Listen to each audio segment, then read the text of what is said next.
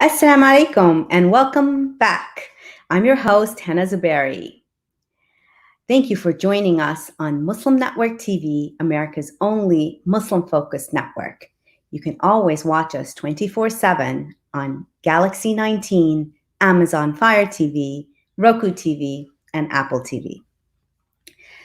So on this episode of Justice for All Now, we are doing a series called Women in Justice.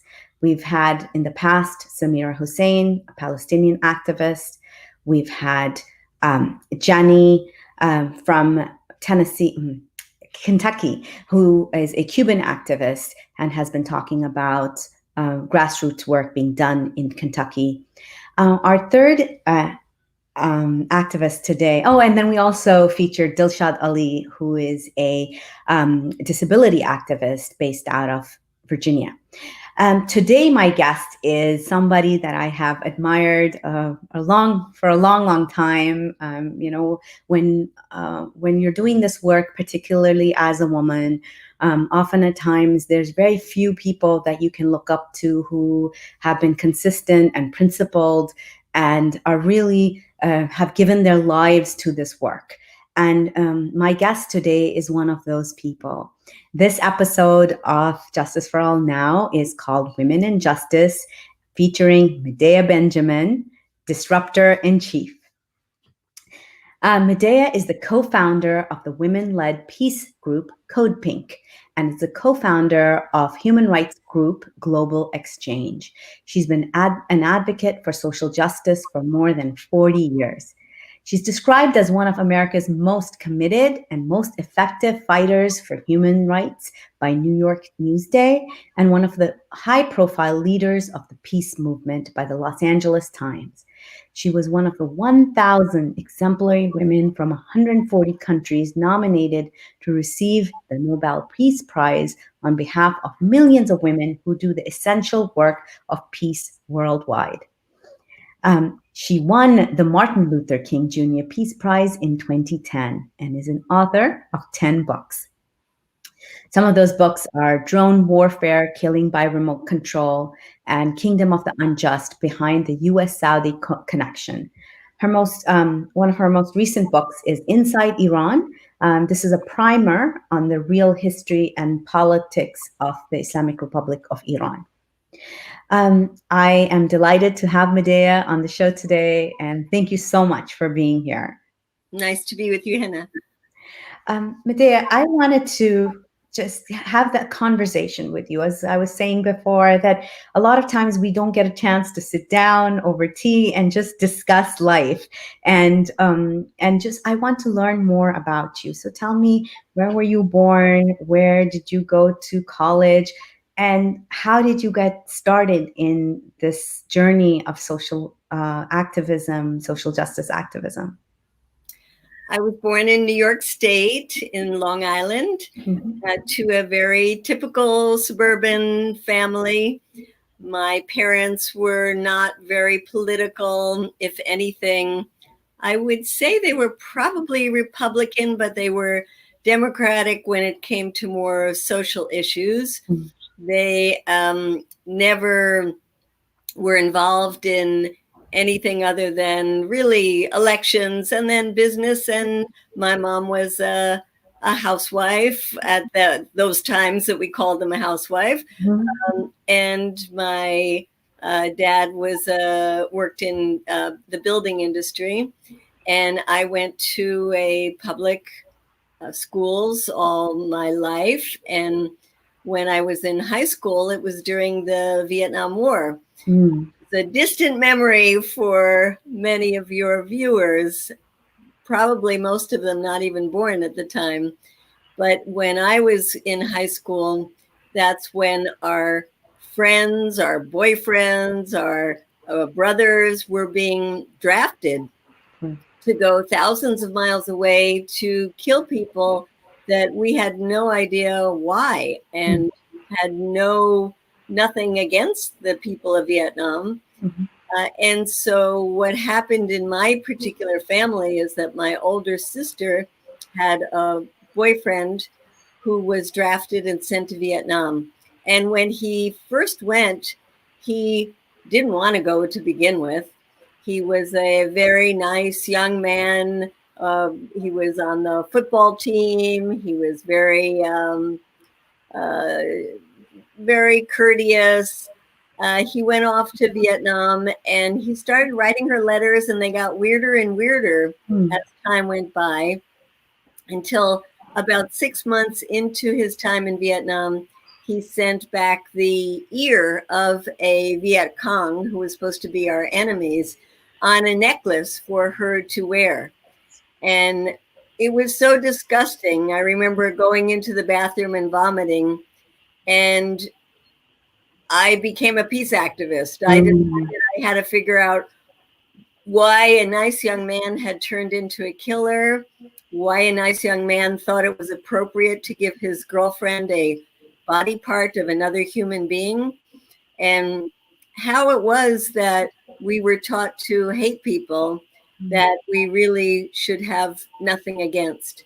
And I also learned that my government lies, lies, lies, because of all the lies we were told about Vietnam and the Vietnamese people and all the racism that was used to justify killing them. And overnight, I decided that I was going to fight against that. So I became a leader of a peace group we created in my high school. And I learned peace songs, and I learned to organize rallies, and I hooked up with people across the country who were involved with Students for a Democratic Society, SDS. And there was the beginning of my journey to try to stop my government from convincing the American people that we should be at war with people for really no reason. SubhanAllah. I mean, that's just hearing that and that transformation, and your reaction to that. Like, a lot of people would not put that energy into becoming a peace activist. So when you did anything happen during your college years, or did you study? What did you study during university or college? Because that's a lot of sometimes people ask, like, how do we prep ourselves for this work? Do we need to go to university for that? So I'd love to hear more about your college and university years. When I became a peace activist, Hannah, I decided that the whole society was messed up.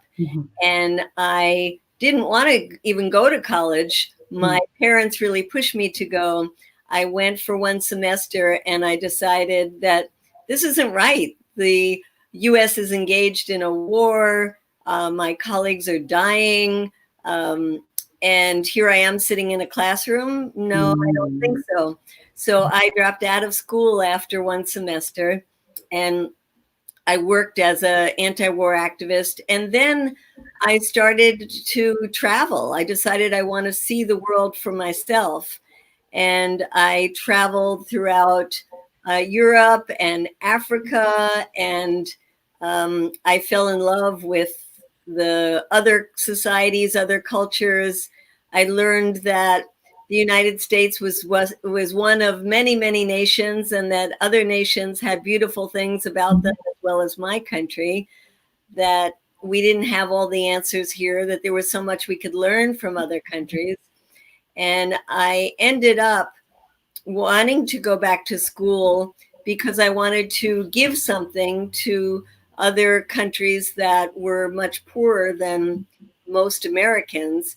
And I decided to study first economics to understand how the world worked, and then to study public health and nutrition to be able to work overseas and make a contribution. So I went back to school. I studied at Columbia University. I got a master's degree from there in public health, and a master's degree in economics from the New School for Social Research in New York. And then I got a job working with the United Nations and went to Africa, where I spent a number of years working in very, very poor countries. And I decided then that I didn't want to contribute to being the great white savior coming from overseas, that I wanted to participate in countries that were undergoing real transformations.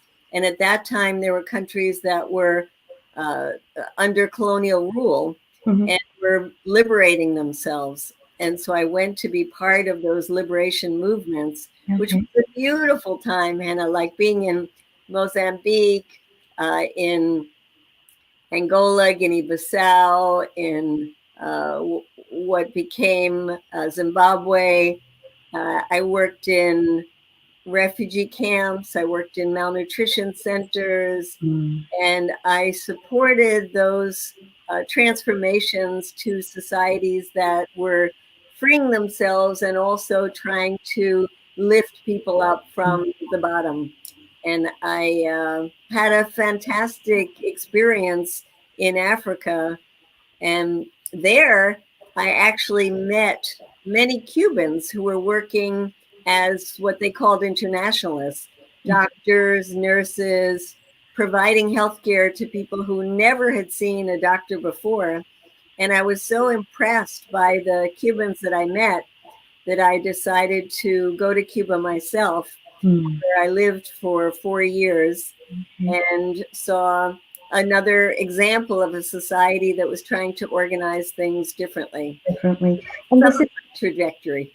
This is, and I love to hear that, because as a homeschooler, unschooler mother, this is very important for me and others to hear, because there is always this set trajectory. People seem to think that in order to make a difference in this world, to make change in any field, that you have to follow this certain path, and you didn't follow that path. And so that's something really, it's great. I'm going to share this example with some of our unschooled moms. Let me just say something there, because my own daughters, I encouraged them not to go straight to college. And maybe it was their rebellion against me, but they went straight to college, and then they went straight to law school. And now they're working as lawyers, but they never really got a chance in their lives to just take off some time and experiment. And I always thought it was important, and I still do think, that there is so much to be learned from outside the classroom. I think that oftentimes schooling puts us on a very rigid path, and it closes out opportunities to us. And the world is so big and beautiful, and there's so much to learn. For example, learning languages. I studied Spanish when I was in high school, and I liked studying it, but I certainly didn't leave high school being fluent.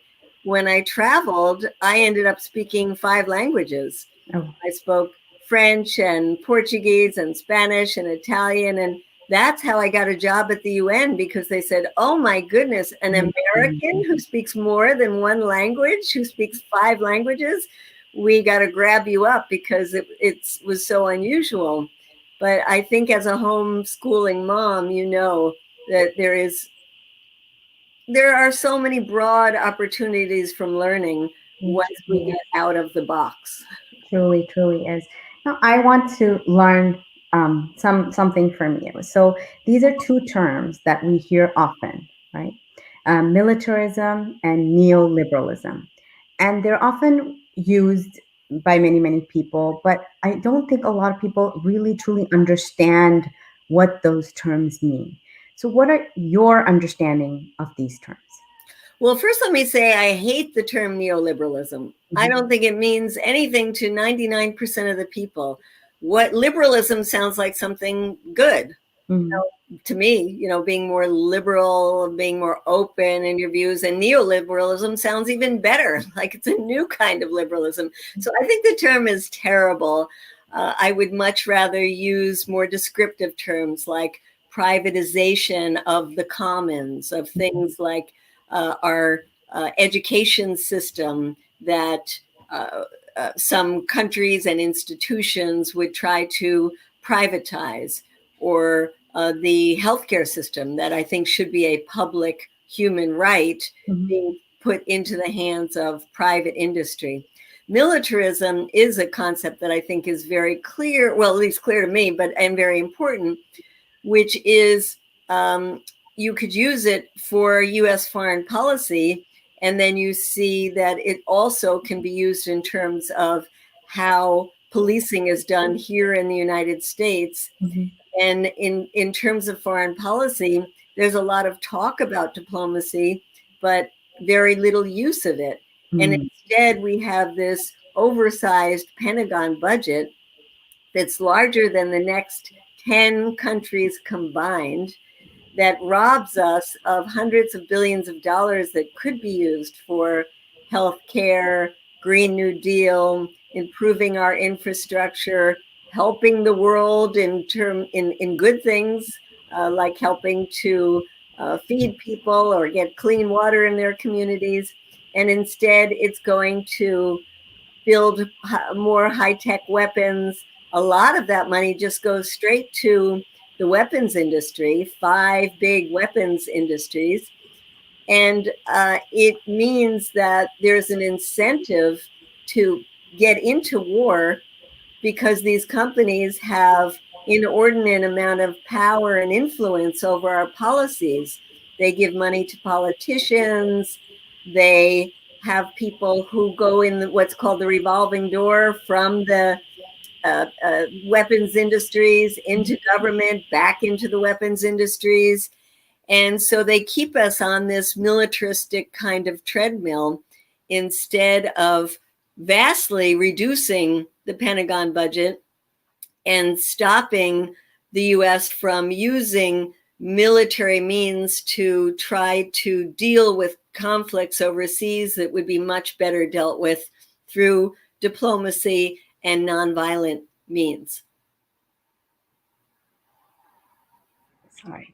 You've been very open about your critiques of the US government, even whether it's presidential candidates like Pete Buttigieg. I can never pronounce his last name. Buttigieg. Yes. And you asked him, what are your views on the US and the violent imperialism? Now, this is not a view that many liberals hold. This is seen as very leftist, very far from the, even left of the left. So how, what in your entire career, can you tell us points where you have made a difference in trying to get your assessment of how the United States has acted in and your work with the anti-war movement? How have you been able to move that perception or get more people to understand that view?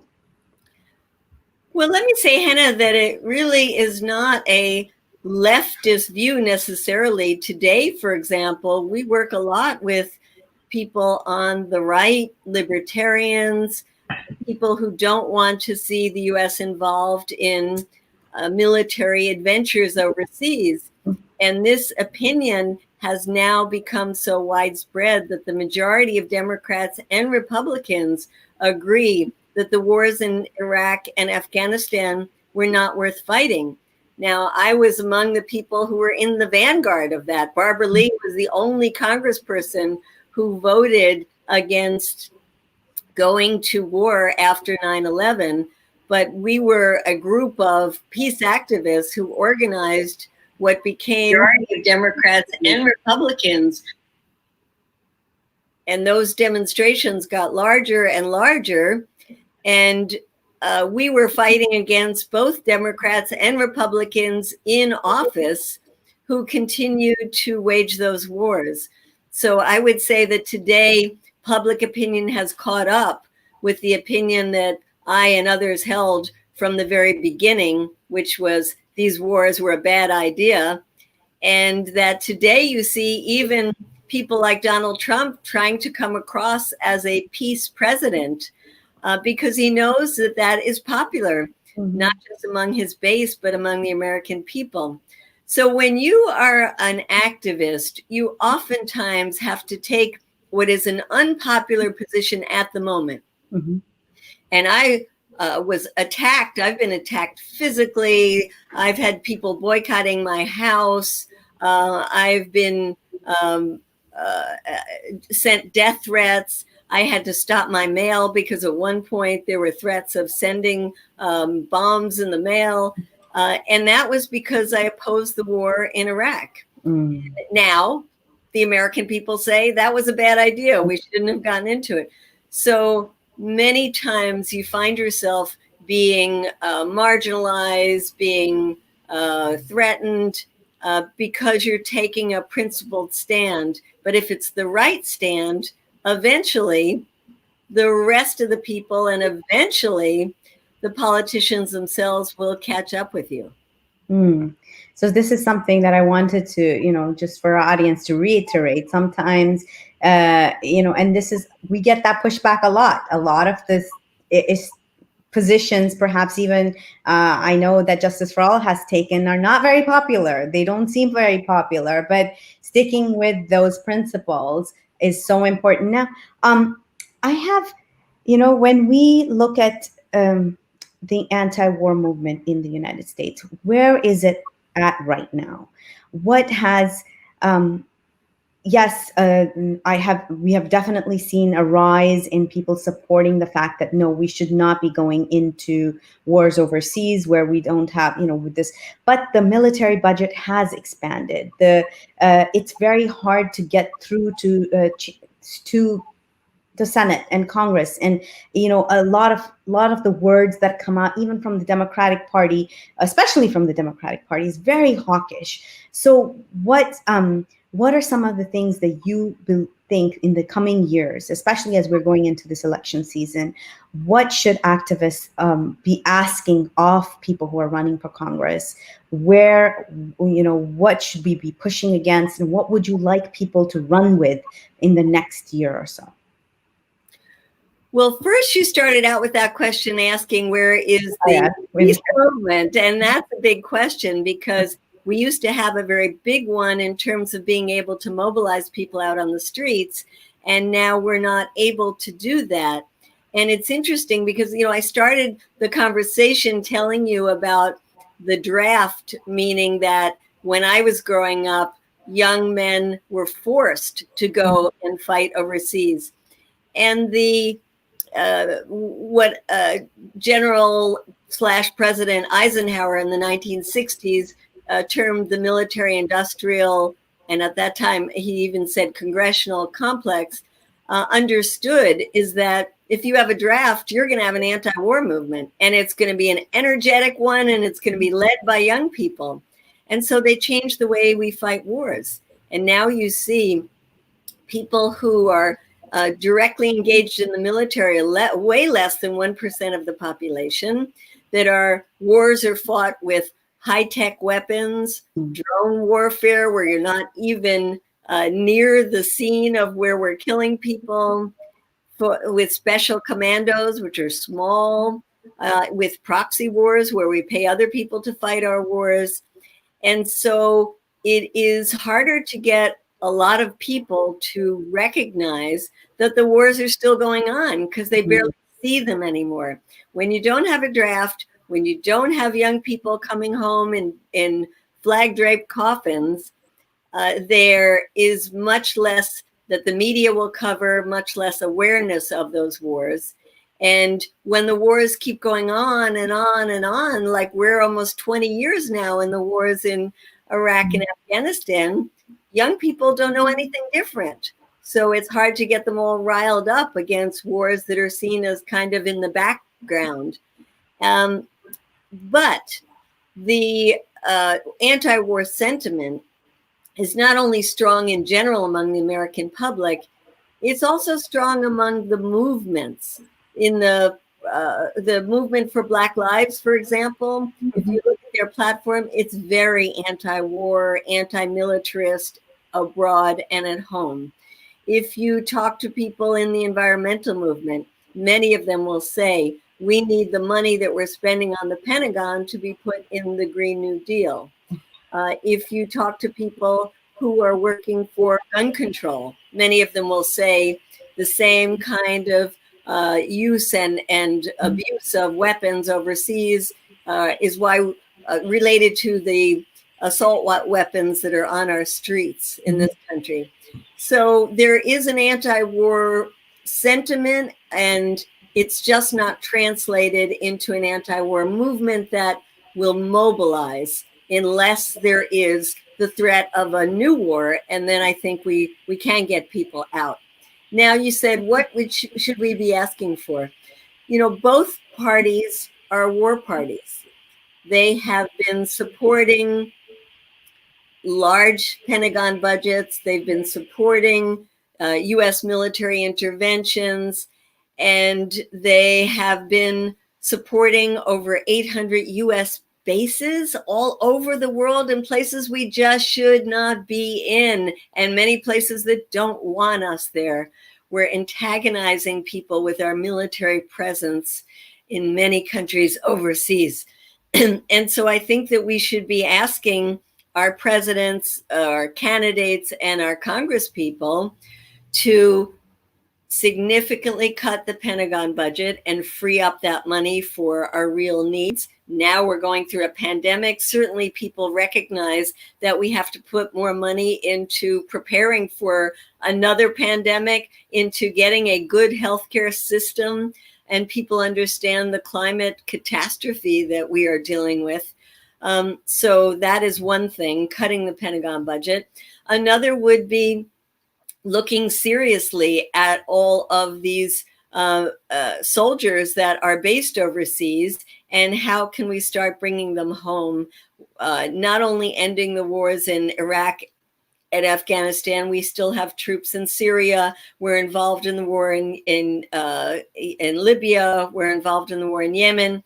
And the Yemen issue brings up another thing we should say to our politicians, is that we should not be supplying weapons to countries that are using them to repress their own people or to commit war crimes overseas, like the Saudis, the Emiratis, that are using those weapons in Yemen, or like the Israelis, who are using those weapons to kill and repress the Palestinian people.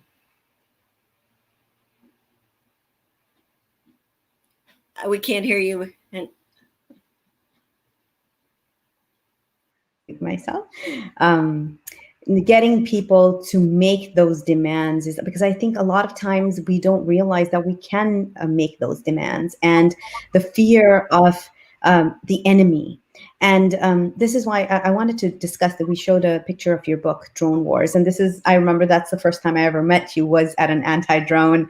CODEPINK was doing a protest, and there were victims lied out on the street. And I remember my daughter ended up being one of the victims because the boxes, and it was just a really great moment for her to learn about what is going on in the world, to be actually there.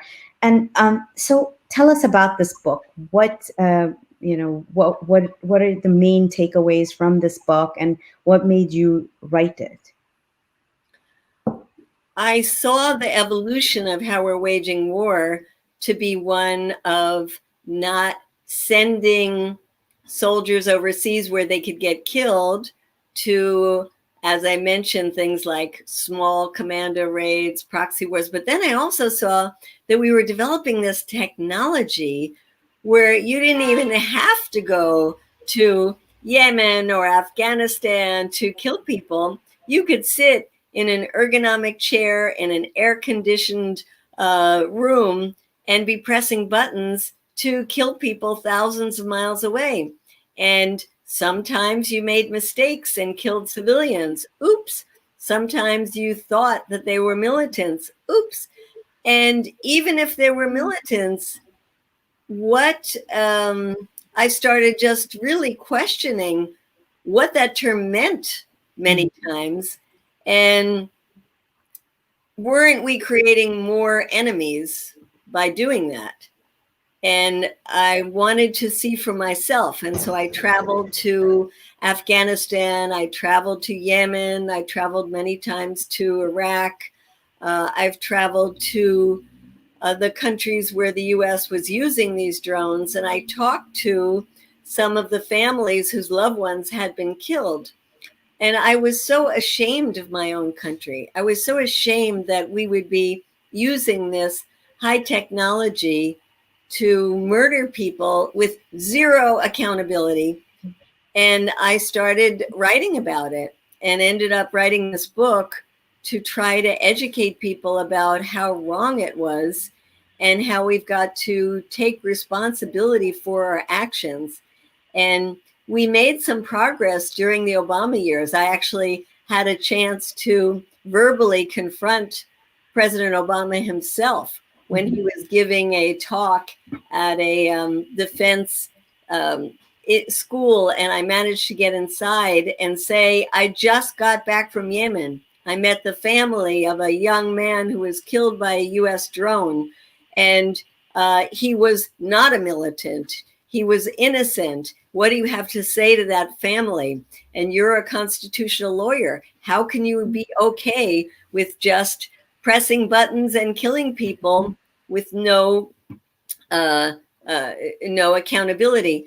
And I'm not saying that my interruption of him did it, but we did have a pretty strong movement. And in the end, we got him to demand that the military be more transparent about who got killed, investigate, compensate some of the victims, those families.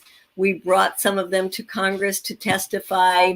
We got Congress people to be more concerned about this issue. But then Trump came in and he lifted all of that and really gave the green light to be using drones in a much more aggressive way and having no transparency in terms of allowing the American people to know who we were killing, how many people were being killed, and where.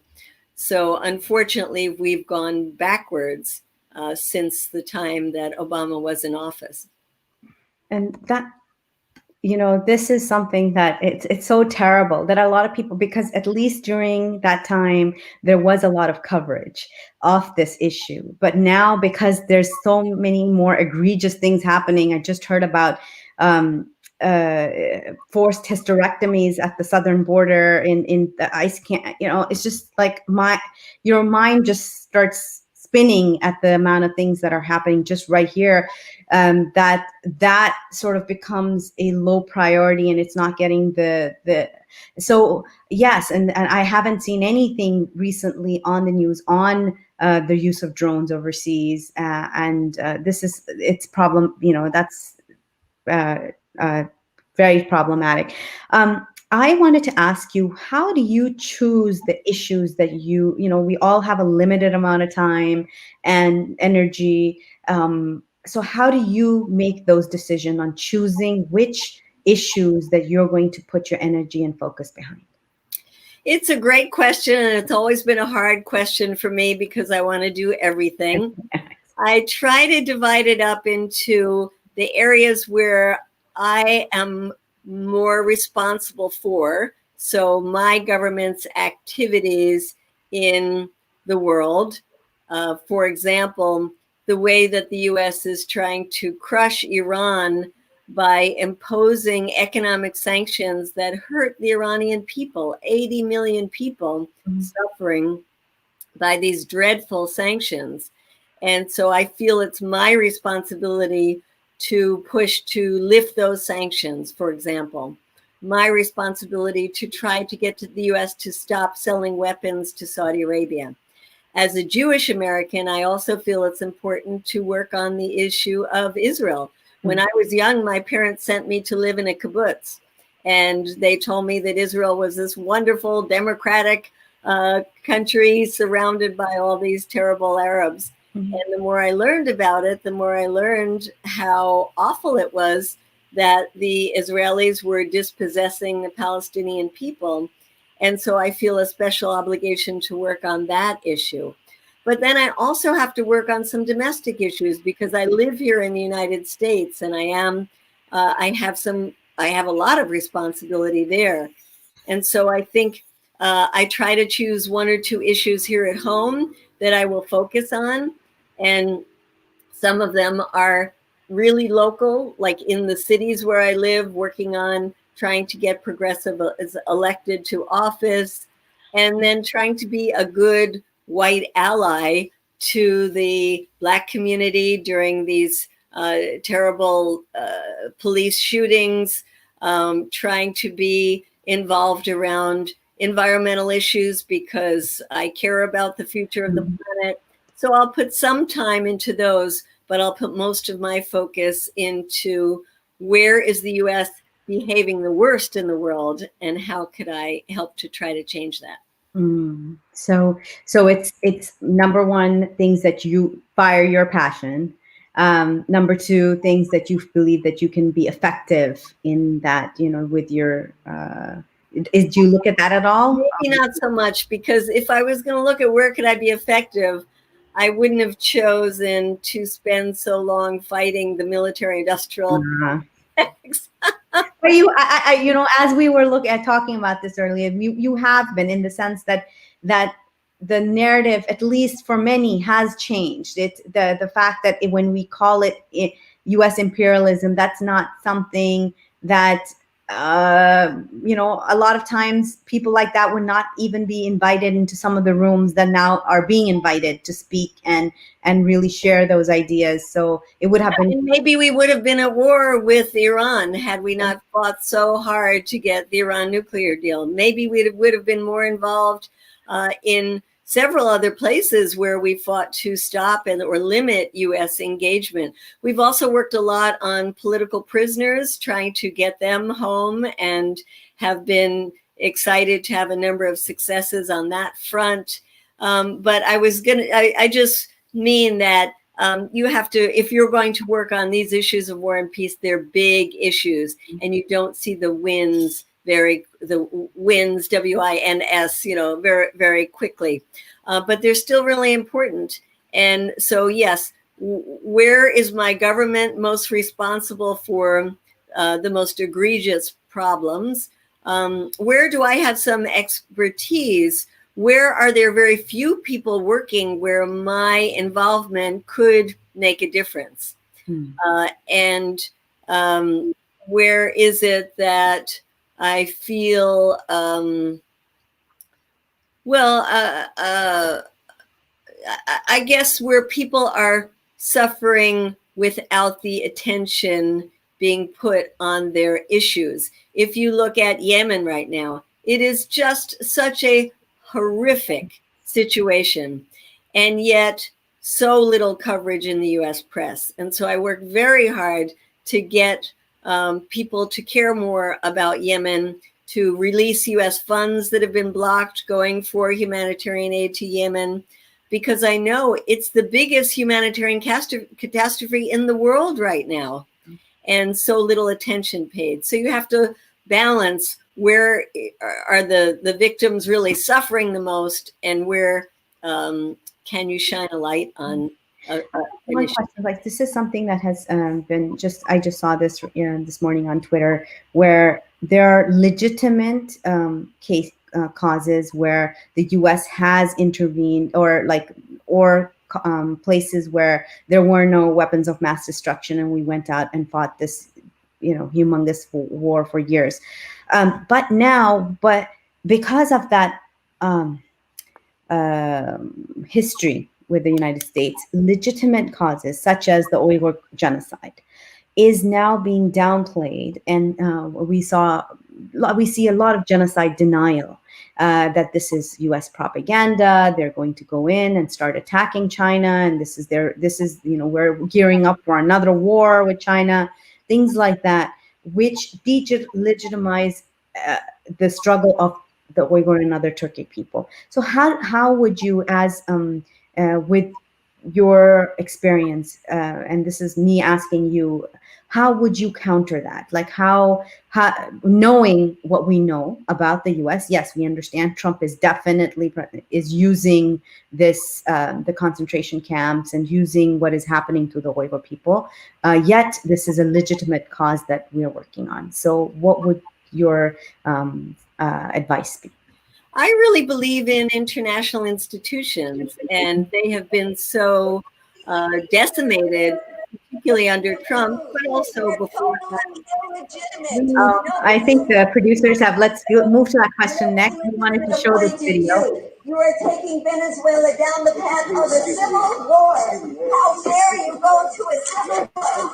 What kind of patriot are you? And allow yourself to be manipulated by Donald Trump, John Bolton, and now Elliot Abrams, the ultra hawk. It is a very dangerous situation. We need negotiations, which is why we should be supporting Mexico and Uruguay in their call for negotiations.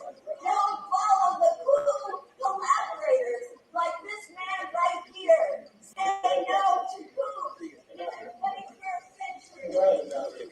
Oh. So, yes.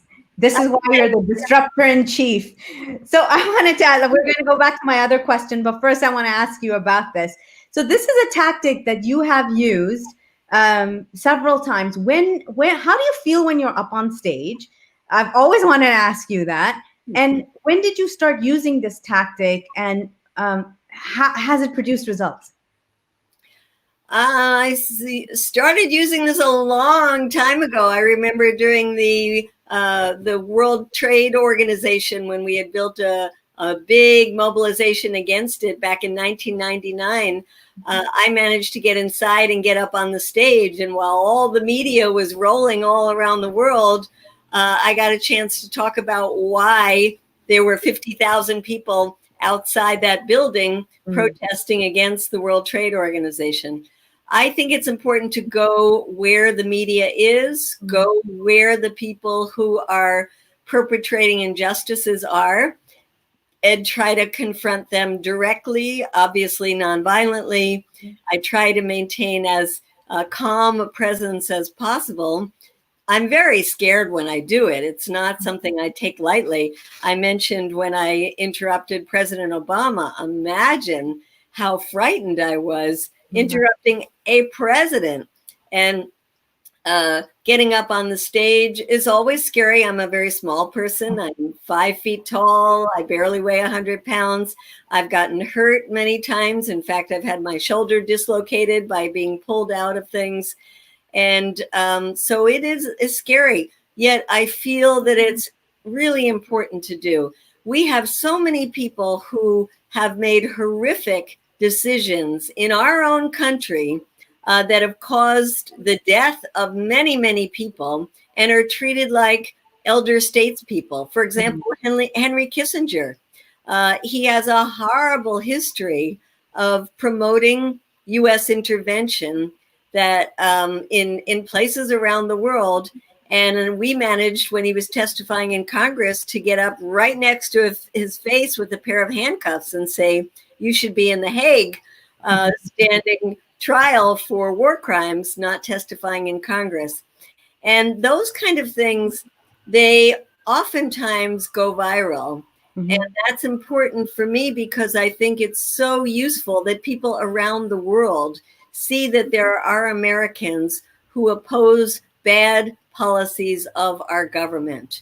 And it makes them so excited to know that they're not alone, that we know what our government is doing in their countries, that we stand in solidarity with them.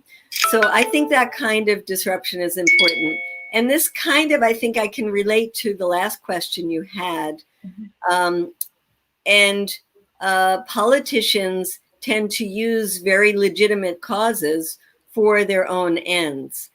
And I was mentioning how we need strong international institutions. We should recognize that U.S. military intervention is never the answer. War is not the answer. That we have to have a United Nations that has a strong and effective peacekeeping forces. We have to have an international court that can pass judgment not only on small, poor countries, but also on the big, powerful countries. We need to have a Security Council that's not locked up by 5 countries that have veto power. We need to transform these institutions, and we need a strong civil society around the world that will put their bodies on the line non-violently to stand up and will pressure U.S. companies to speak out in favor of human rights as well. So I just think we have to be careful not to promote a Cold War, not to promote military buildups, not to promote intervention, and look for all the creative ways that we can to highlight and effectively get change through nonviolent means. Great. And since this is a series on women in justice, I would love to get your advice to young women who are coming into this field. From everything that to pack it into 5 minutes is going to be impossible, but some pointers to them that has made that you wish you knew when you were starting out. I wish I knew when I was starting out that you can be effective if you are strategizing with other people who might not hold the exact same positions, but where you find common ground. Mm-hmm. And that could be, for example, when we got legislation passed up to Trump's desk, but he vetoed it, to stop U.S. support for the bombing of Yemen. Mm-hmm. That we worked with libertarians, we worked with very conservative organizations to get some very conservative Republicans on board. When I was young, I would have said, I'm not going to get near those people. Exactly. I don't want to be tainted by them. I also have learned over the years that you don't have to, well, it's not good to be the most pure in terms of I have the best political position and I won't work with people on the inside who have compromised their positions. I mean, right now we have a small group of really fantastic congresswomen who have shown how you can hold on to your positions and still have power inside the halls of Congress, but they're very rare. Most of the time, it's people who, once they get into power, they start compromising and compromising. But I think it's important for us to understand the pressure on them that turned them into becoming more and more centrist, and to try to work with them to pull them back to our side, and to work more as what I call an orchestra, where you have people on the inside, people on the outside, people who straddle in between, people who hold somewhat different views, but you're trying to bring them together for one specific cause, let's say stopping the war in Yemen. Where can you find all those different actors and work together? And that's something that I think when I was young and radical and purist, I would not do. I think you're muted again, Hannah. When I first started working for Justice for All, that's one thing that Imam Abdul Malik Mujahid gave me. He gave me a book on Saul Tinsky, I believe his name is, and it was and it was on just that, like conquering that radical self, and really went to putting to work in organizing. And that definitely, I 100% agree with you. If people had asked me 10 years ago, 5 years ago, if I would even walk into Ted Cruz's office, I would have gagged. But you learn that things, sometimes you find for the, no permanent friends, no permanent enemies, only permanent issues. Sort of like, Exactly. Although I must say, most of the time when I walk into Ted Cruz's office, it's to do a protest. But yes, there are times when we have to, put on the professional outfit and go in there and speak to his aides. So yeah, we have to be flexible. Definitely. So we have a minute left. I would love to hear your top favorite win, and your biggest regret. Well, there was one time where the U.S. was just about to go to war with Iran and was instituting a naval blockade, which is an act of war. And we did the most creative protest at the home of a congressperson who was key to this whole issue. He happened to live on a houseboat. And so we did our own blockade in the water around the house. And he thought it was so clever that he came out, put his arms around us, and we had a great discussion.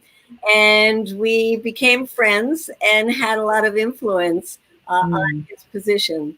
And so you asked about a win and a regret? Yes. A regret.